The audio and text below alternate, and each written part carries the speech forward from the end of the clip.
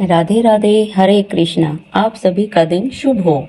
आप सभी को जल ग्यारस और प्रवर्तनी ग्यारस की हार्दिक शुभकामनाएं।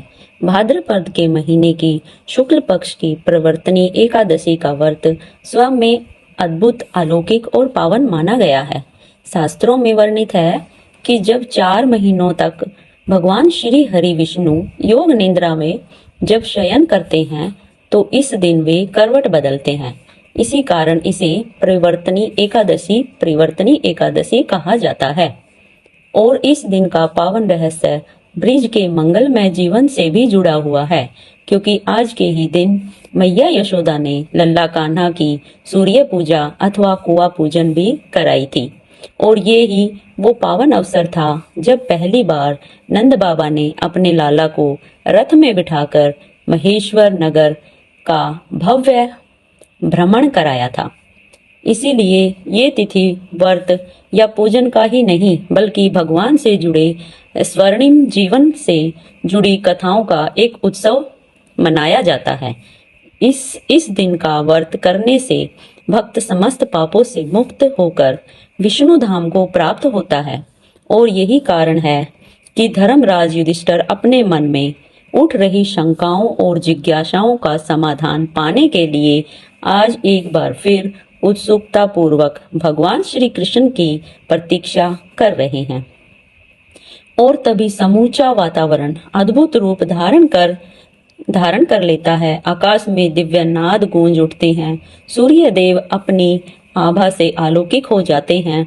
मंद मंद समीर अपनी मधुरिमा लिए बहने लगती है और समस्त सृष्टि मानो आनंदमय हो उठती है। ऐसे ही शुभ क्षण में भगवान श्री कृष्ण का भव्य आगमन होता है और परिवर्तनी पावन कथा का श्री गणेश आरंभ होता है। युधिष्ठिर महाराज ने पूछा, हे केशव, कृपया ये बताइए, भाद्रपद के शुक्ल पक्ष को जो एकादशी होती है उसका क्या नाम है, उसके देवता कौन है और उस व्रत को करने की क्या विधि है। तब भगवान श्री कृष्ण मंद मंद मुस्कुराते हुए बोले, राजन, इस विषय में मैं तुम्हें आश्चर्यजनक कथा सुनाता हूँ, जिसे एक समय ब्रह्मा जी ने देव ऋषि नारद जी से कहा था। नारद जी ने पूछा, चतुर्मुख, हे चतुर्मुख, आपको नमस्कार है। मैं भगवान विष्णु की आराधना के लिए आपके श्री मुख से ये सुनना चाहता हूँ कि भाद्रपद के मास में शुक्ल पक्ष की कौन सी एकादशी आती है। तब ब्रह्मा जी ने कहा, हे मुनि श्रेष्ठ, तुमने तीनों लोकों के हितों के लिए ये उत्तम बात पूछी है, क्यों ना। हे वैष्णवों, तुम ठहरो। हाँ, शुक्ल पक्ष की एकादशी परिवर्तनी नाम से विख्यात है। उस दिन भगवान श्री कृष्ण की पूजा की जाती है और यह उत्तम व्रत अवश्य करना चाहिए। सूर्यवंश में मातधाता नामक एक चक्रवर्ती प्रतापी राजा पैदा हुए। अपने औरस पुत्रों की तरह धर्म पूर्वक अपनी प्रजा का पालन किया करते थे।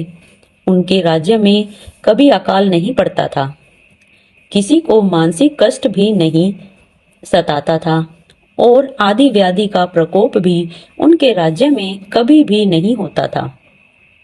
उनकी प्रजा निर्भय और धन्य धान्य से समृद्ध थी। महाराज के कोष में केवल न्याय उपाय अर्जित धन का ही संग्रह था। उनके राज्य में समस्त वर्णों और आश्रमों के लोग अपने अपने धर्मों में तत्पर रहते थे। मानधाता के राज्य की भूमि कामधेनु के समान फल देने वाली थी। उनके राज्य काल में प्रजा को बहुत आनंदमय और सुखी जीवन मिल रहा था। एक समय किसी कर्म का फल भोग कर राजा के राज्य में 3 वर्षों तक वर्षा नहीं हुई।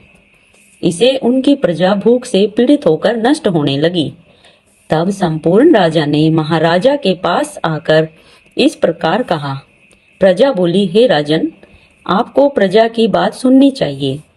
पुराणों में मनीषी पुरुषों ने जल को नार कहा है। वह नार ही भगवान का अथन अर्थात भगवान श्री हरि का निवास स्थान है। इसीलिए वे नारायण कहलाते हैं। भगवान विष्णु सर्वश्रेष्ठ कण कण में विराजमान हैं। वे ही मेघ स्वरूप होकर वर्षा करते हैं। वर्षा से अन्न पैदा होता है और अन्न से प्रजा जीवन धारण करती है। हे राजन, इस समय अन्न के बिना प्रजा का नाश हो रहा है, अतः कोई ऐसा निवारण कीजिए जिससे प्रजा का पालन सही तरीके से हो सके। राजा ने कहा, आप लोगों का कथन सत्य है, क्योंकि अन्न से ब्रह्म और ब्रह्म उत्पन्न होता है, अन्न से ही प्राणी उत्पन्न होता है और अन्न से ही जगत जीवन धारण करता है। लोक में बहुधा ऐसा सुना जाता है और पुराणों में भी विस्तार के साथ ऐसा वर्णित है कि राजाओं के अत्याचारों से ही प्रजा को पीड़ा होती है। किंतु जब बहुत सोच विचार करता हूँ तो मुझे अपना किया हुआ कोई भी पाप दिखाई नहीं देता। फिर भी मैं प्रजा का दुख दूर करने के लिए पूर्ण प्रयास करूंगा। ऐसा निश्चय करके राजा मानधाता कुछ गिने चुने व्यक्तियों के साथ श्री हरि विष्णु को प्रणाम करके सघन वन की ओर प्रस्थान के लिए निकल पड़े और वहां जाकर वे मुख्य मुख्य मुनियों से मिलने लगे। एक दिन उन्होंने अंगिरा ऋषि के दर्शन किए और अंगिरा ऋषि के दर्शन के हेतु मानधाता अपने वाहन से उतरकर अंगिरा ऋषि की ओर बड़ी व्याकुलता और उत्सुकता से दौड़ पड़े और अपनी इंद्रियों को वश में करते हुए दोनों हाथ जोड़कर उन्होंने मुनि श्रेष्ठ के चरणों में प्रणाम किया। मुनि ने भी तुम्हारा कल्याण हो राजन कहकर राजा का अभिनंदन किया और उनके राज्य और प्रजा की कुशलता भी पूछी। तब राजा ने अपनी कुशलता बताकर मुनि के स्वास्थ्य का हालचाल पूछा। मुनि ने राजन को आसन ग्रहण करने का आग्रह किया। जब राजा मानधाता मुनि के समीप बैठे तो मुनि ने उनके आगमन का कारण पूछा।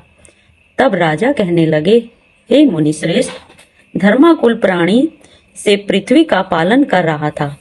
मैंने कभी भूल से भी कोई पाप नहीं किया, फिर भी मेरे राज्य में वर्षा का अभाव हो गया। इसका क्या कारण है? मुनिवर, इस बात को मैं नहीं जानता। ऋषि बोले, हे राजन, सब युगों में उत्तम ये सतयुग, इस युग में लोग परमात्मा के चिंतन में लगे रहते हैं और इस समय धर्म अपने चारों चरणों से युक्त हो गया है। इस युग में केवल ब्राह्मण ही तपस्वी होते हैं, दूसरे लोग नहीं। किंतु महाराज, तुम्हारे राज्य में एक शूद्र तपस्या कर रहा है। उस तपस्वी की तपस्या भंग ना होवे, इसी कारण मेघ वर्षा नहीं बरसा रहे।